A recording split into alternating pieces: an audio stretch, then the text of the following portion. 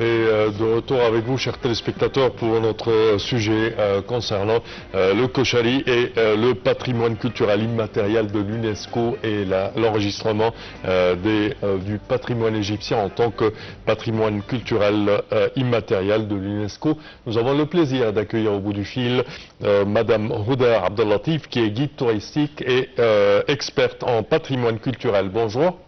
Bonjour, ça va?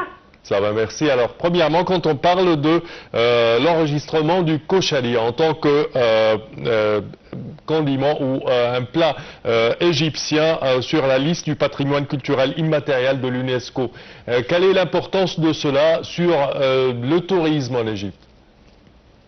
C'est vrai que si je peux bien dire que les touristes connaissent bien le koshari avant de venir. Ça y est, ils sont au courant, ils viennent de manger, est-ce qu'on peut le manger, surtout s'il y a des végétariens, ou même s'ils ne sont pas des végétariens. Certainement. Ils apprécient beaucoup.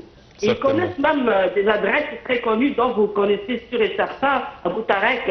Ah, certainement. Certainement.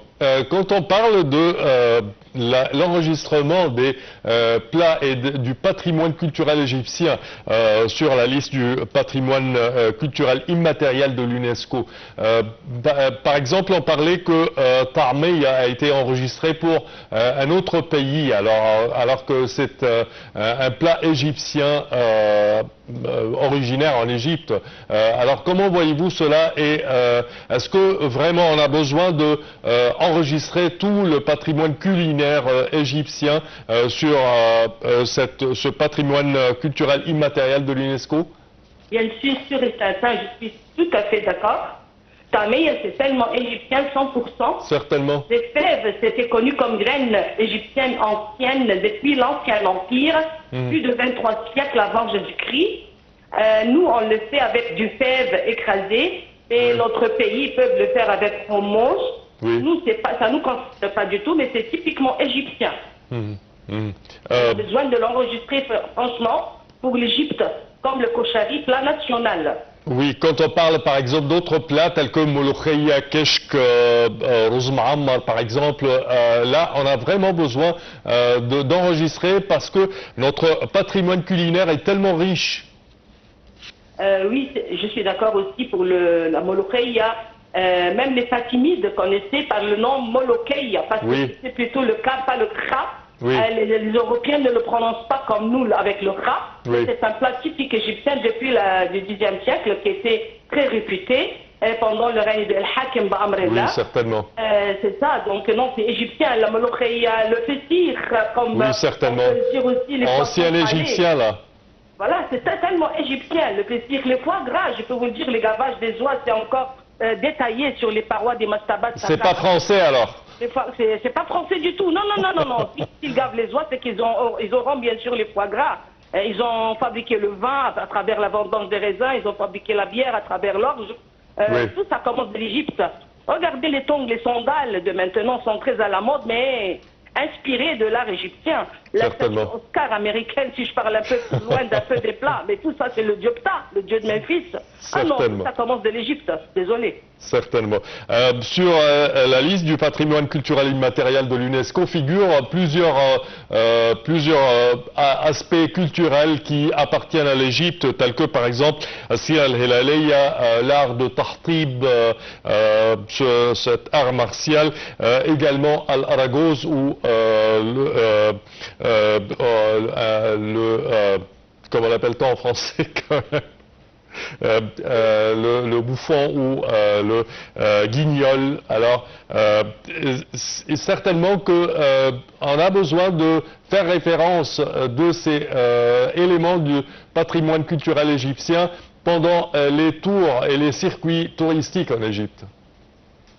C'est vrai qu'il s'intéresse beaucoup à voir le folklore égyptien, la musique, les instruments de musique, ça existait depuis l'Égypte ancienne encore.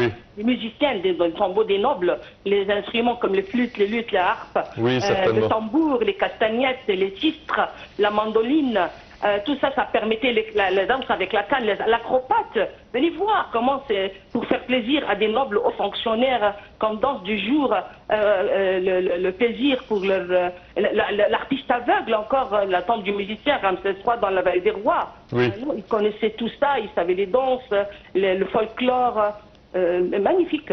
C'est tellement détaillé, c'est égyptien, pur égyptien. Parmi également les éléments culturels qui ont été enregistrés au patrimoine culturel immatériel de l'UNESCO figure le trajet du refuge de la Sainte Famille en Égypte. On s'attendait à ce que ce trajet ait des circuits bien distincts pour faire visiter les touristes des stations de ce trajet. Je pense il y a à peu près 25 stations dans ce trajet, si je ne me trompe pas, et que ce trajet a fait à peu près plus que 3 années, si je ne me trompe pas quand même, avec le trajet du refuge de la Sainte Famille en Égypte. Oui, c'est vrai que la Sainte Famille ont dû passer en Égypte, passant tout le long du delta jusqu'au sud, passant par des points stratégiques très importants. Si je parle de la plus ancienne grotte souterraine, c'est là où ils ont profité de donner la plus vieille église au Vieux-Caire, la Saint-Serge. Ils sont allés même la Matareia, l'arbre là où elle s'abritait à l'ombre avec son petit Jésus et Joseph le charpentier. À chaque endroit où la Vierge Marie s'abritait ou se prenait un coin, ils profitaient de construire une église pour commémorer le passage de la Sainte Famille en Égypte jusqu'au sud d'Er el-Maharra et à Sout, partout. Non, mais c'était pendant plus de 2 ans et quelques. Le trajet a dû mis comme durée du temps chez nous en Égypte, étant donné que c'était le pays de la paix, quoi. Oui, certainement, certainement. Qu'est-ce qui empêche ce trajet, ce circuit touristique d'être lancé à une échelle plus commerciale, je dirais? Non, mais c'est pas tous les points qui sont vraiment prévus sur les programmes. C'est-à-dire que oui, le Vieux-Caire s'est inscrit dans la plupart des visites. Matareia, par contre, non, c'est pas mentionné. Peut-être c'est les endroits, les quartiers là où il faut peut-être un peu éviter de passer, l'embouteillage, le quartier même. Mais non, le Vieux-Caire au moins c'est un point fort, je vois, avec cette église-là. Certes. Elle a passé, parce qu'elle a passé encore dans cette grotte plus de 100 jours à peu près dedans. Oui.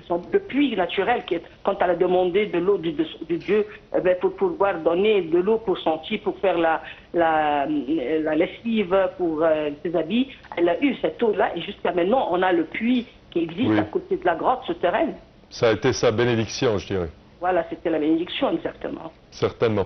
Alors, selon vous, quels sont les critères que l'Égypte a remplis pour inscrire le Khoshali sur la liste du patrimoine culturel immatériel de l'UNESCO? Les critères. Vous pouvez me poser la question encore une fois, s'il vous plaît? Je parle des critères que l'Égypte a remplis pour inscrire le Khoshali sur la liste du patrimoine culturel immatériel de l'UNESCO. Est-ce qu'il y avait par exemple un dossier présenté par le ministère du Tourisme ou le ministère de la Culture? Oui, bien sûr. Un instant. Oui.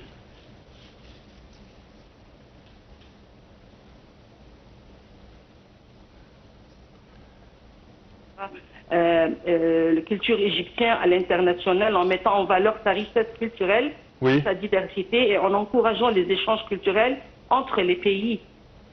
Certainement, certainement. Quelle est la différence entre le patrimoine culturel immatériel et matériel dans le contexte de l'inscription du Khoshali? Pourquoi c'est immatériel? Pourquoi c'est immatériel? Pourquoi c'est immatériel? Alors, le Khoshali est considéré comme le premier plat égyptien inscrit sur la liste du patrimoine immatériel en raison de son importance culturelle et historique et de sa capacité à représenter l'identité culturelle égyptienne du pays. Parfait. Comme on parle également de ce fameux plat de Khoshali et son enregistrement sur la liste du patrimoine culturel immatériel de l'UNESCO, comment peut-on exploiter l'inscription du Khoshali pour promouvoir la culture égyptienne à l'échelle internationale? Alors, l'inscription du Kochari peut être exploitée pour promouvoir la culture égyptienne à l'international en mettant en valeur sa richesse et culture et sa diversité en encourageant les échanges culturels entre les pays. Selon vous, quel message l'inscription de Kochari transmet-elle au monde entier sur la culture populaire égyptienne? L'inscription du Kochari transmet le message que la culture populaire égyptienne est riche et diverse et qu'elle mérite d'être préservée et célébrée. Parfait. Madame Houda Abdellatif, je tiens à te remercier de tes explications. Je répète que vous êtes guide touristique et experte en patrimoine culturel. Merci à vous. À présent, chers téléspectateurs, une petite pause.